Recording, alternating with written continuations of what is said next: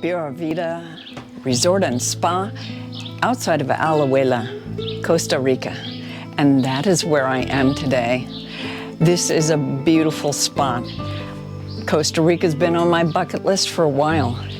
And when the opportunity came up to come to Pure Vida Resort and Spa, we jumped on a plane and we've been here for about 4 days, and unfortunately our stay is only a week. Two other tag-along spouses in the group, Gary, who was a realtor from Alaska, and Derek, who also happened to be from another city in Alaska, were here scoping out the real estate situation, and I decided to go in and speak to Eduardo, who is the caretaker for the property. He'd been there since 2008, and I expected he had all the answers. And then you also have mountains, the mountain ranges, which are towards the middle of the country, and that property is way less expensive in the mountains than it is by the sea. You know, so you can find bigger plots of land, much bigger plots of land that families are trying to sell for way less money than you would buy. So when I've been traveling to the coast and have seen the big billboards for the looks like very modern condominiums, are those the biggest draw for Americans? Yes, a lot of the people that come from outside of the coast, the country, not necessarily Americans, people from all over the world, they look for places outside of the city, you know. And it is a little bit less convenient because then you have to travel to the city when you want to buy things, you know. So you have to choose the area well and make sure that that area has everything that you need. So it's not just the condominium itself, you have to make sure that close by there's a good supermarket, that there's a good hardware store, that there's a good everything that you might need to be able to live. Well, would you say that most people are attracted to those kinds of setups because they feel safer? I wouldn't say that. I think it's more the idea of being close to the ocean. Right. You know, Okay. being close to the ocean, being close to nature, being far away from the city. That's sort of the mindset when people are coming to buy land here. They want to move away from the crowd and into a more of a less crowded area. If people were coming here to set up a business, what kind of business would they look to do that would be profitable? That's a very broad question. Yeah, but I guess what I could answer is that you can set up any type of business that you want. You know, I mean, you can make it profitable if you try hard enough. You know, but you do have to be prepared for a bit of bureaucracy when it comes to the setting up a business. You have to go through a lot of paperwork to get your proper permits and to get your insurances and to make sure that you are operating by law, and that sometimes takes a bit of effort. And that's the case even trying to move here, just to live here, correct? Oh yeah, just to live here, it's not that easy, you know, unless you're willing to travel out and come back in every 3 months, which is what a lot of people do. You know, a lot of people, they stay there 90 days, they go out, and then they come back in, and they keep doing that to be able to stay legitimately in the country. Now, doing that though, you as a person cannot work for somebody else, you know, so you would have to do your own insurance and do your own everything. Now, if you set up your own company, that's a whole other deal because you can do it through a corporation. I mean, there's lots of information around it. Yes, but I've heard two different things. I've heard that if you have intention to come here and live here, that you have to show a certain amount of money in your bank account, and then after 3 years or 5 years, you're eligible for citizenship. I don't know those details. Okay. I haven't actually looked into that. I do know that what you're saying is somewhat correct, you know. It could even be 100% correct. I don't really know, but I have heard, yeah, if you have a certain amount of money in the bank and you can prove that you're investing in a property, and then there's a time period that needs to go by, and as soon as you present and you have your paperwork running, then you don't have to exit the country back and forth. Right. You know, so yeah, it's just a matter of getting the paperwork rolling.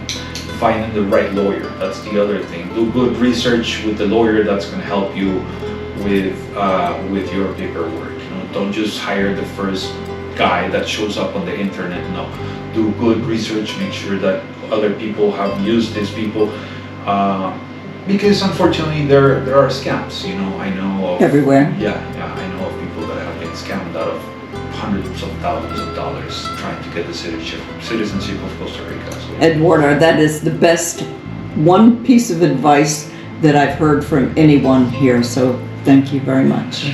you're very welcome. Eduardo filled me in on how this place developed from a single family home, which is what we see before us. That's the registration desk / administration where Eduardo's office was.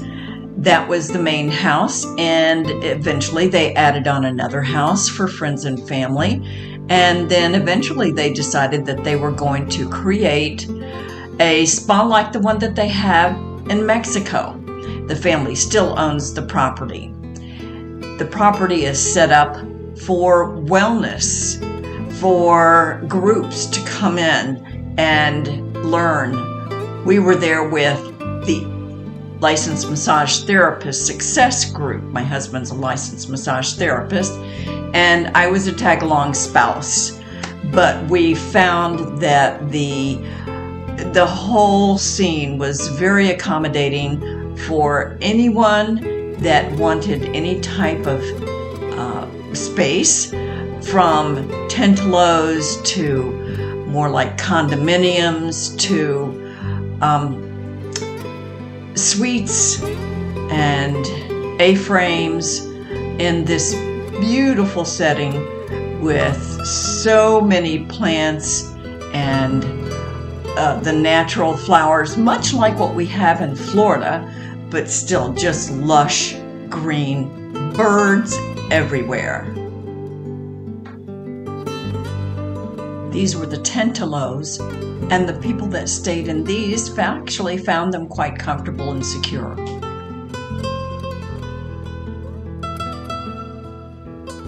The property is set up to be almost completely sustainable. Their water supply is filtered, and we all drank it. It was not a problem.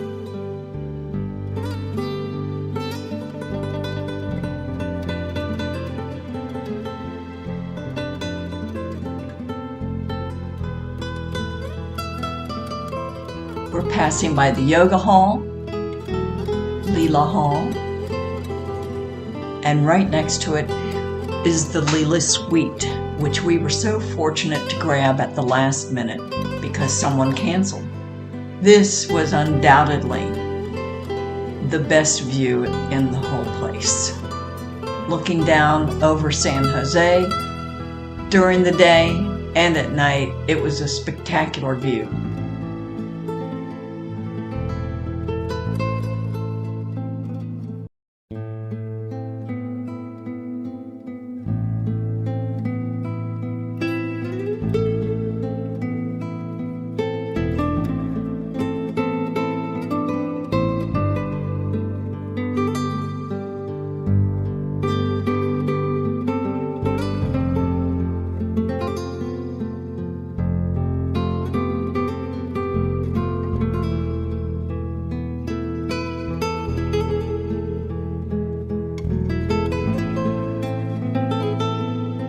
We were there in May, which is the start of the rainy season. As you can see from these umbrellas on the lawn drying out, everyone was equipped with an umbrella by the resort. This was the dining hall, which had indoor and outdoor seating, and the food was amazing. Fish and chicken, vegetables, fruit, all so fresh and appetizing, cooked by the locals.